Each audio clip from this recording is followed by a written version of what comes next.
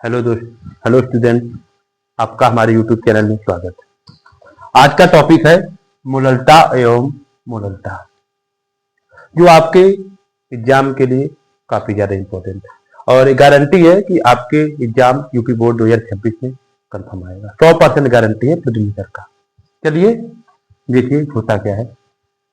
ये बिलियन पहले पार्ट का है, बिलियन का है।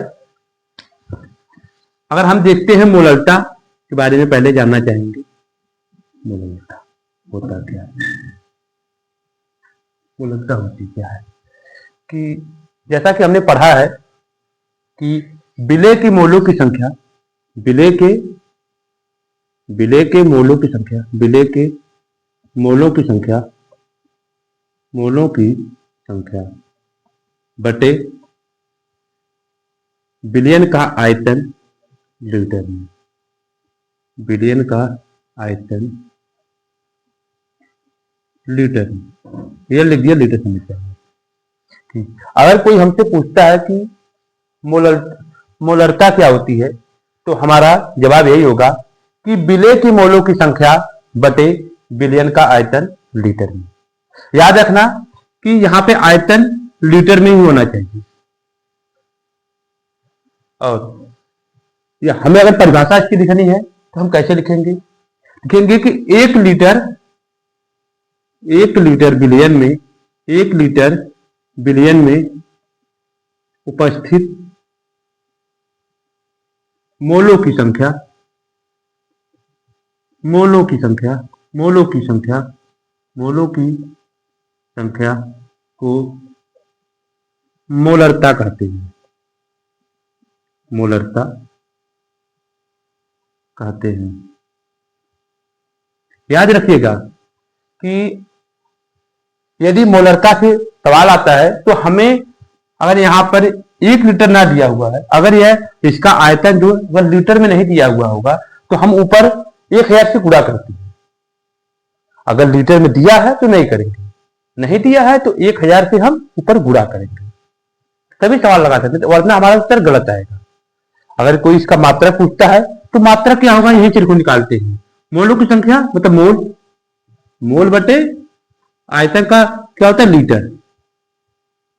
अगर हमसे बहुविकल्पी सवाल में आ जाए कि मोलरता का मात्रक बताइए, तो मोल बटे लीटर या मोल प्रति लीटर, समझ रहे हैं। और इसका जो परिभाषा होती है, 1 लीटर विलयन में उपस्थित मोलों की संख्या ही मोलरता कहती है। याद रखिए कि आपके पेपर में बहुविकल्पी में एक सवाल कंफर्म आएगा, ये मेरा दावा है। कौन सा पूछता है? जल की मोलरता। आप इसको सॉल्व करने का प्रयास मत करिए, डायरेक्ट ज्ञात करिए। 55.56 या तो 55.55 मोल प्रति लीटर। याद रख लीजिएगा मेरे दोस्त, मेरे भाई, याद कर लीजिएगा। 55.5 है या तो 55.55 मोल प्रति लीटर। जल की मोलरता पूछता है अक्सर क्या में। और याद रखिएगा, अगर मोलरता जो होती है, अगर ताप बढ़ाएंगे, अगर हम ताप बढ़ाएंगे तो मोलरता घटती है।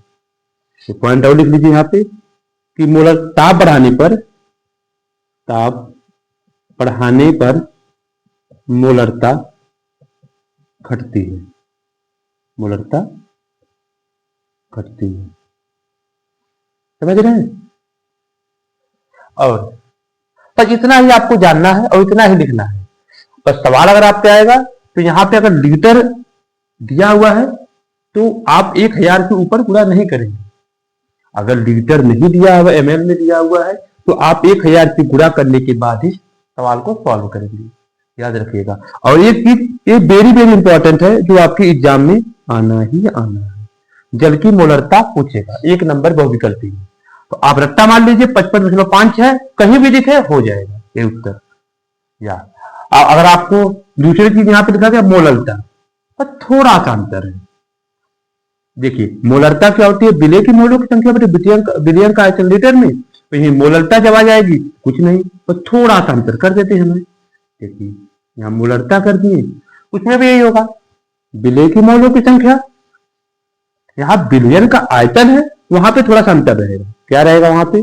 यहाँ पे रहेगा विलायक का भार, विलायक का भार थोड़ा सा अंतर है। किसमें रहेगा? केजी में। केजी मतलब किलोग्राम में। समझ रहे हैं? अगर मोलरता की बात करता है तो आप लिखेंगे विलय की मोलों की संख्या बटे विलायक का भार किलोग्राम। अगर इसका मात्रक पूछता है तो आप क्या लिखेंगे? मोल प्रति, यहाँ पे लीटर ना लिख के यहाँ भार लिखेंगे, या किलो भार लिखेंगे, या किलोग्राम लिखेंगे। चलो हम किलोग्राम लिखते हैं, भार प्रति किलोग्राम, मोल प्रति किलोग्राम, किलोग्राम या मोल प्रति भार भी, दोनों भी सही है। अगर आपसे इसका परिभाषा पूछता है तो आप कैसे लिखेंगे? यहां हमने 1 लीटर लिखा है, बस 1 किलो लिख दीजिए, 1 केजी। यहां मैंने बिलियन लिखा है तो आप विलायक लिख दीजिए। देखिए ना अंतर, यहाँ पे मैंने बिलियन लिखा था, जबकि मोलरता में यहाँ पे हमने विलायक लिख दिया है, बस विलायक, यहाँ पे विलायक। 1 केजी विलायक में उपस्थित मोलों की संख्या ही मोलरता कहलाती है, मोलरता कहलाती है।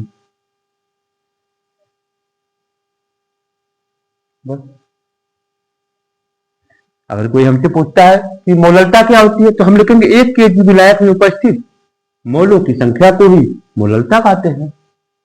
अगर आपको वहां पे भी पूछ दे जल की मोलरता बताइए, देखिए यहाँ पे मोलरता था, अगर मोलरता भी पूछ दे तो भी कोई दिक्कत नहीं है, आप डरिएगा मत, अब टॉपर्स कुछ नहीं पढ़ते हैं।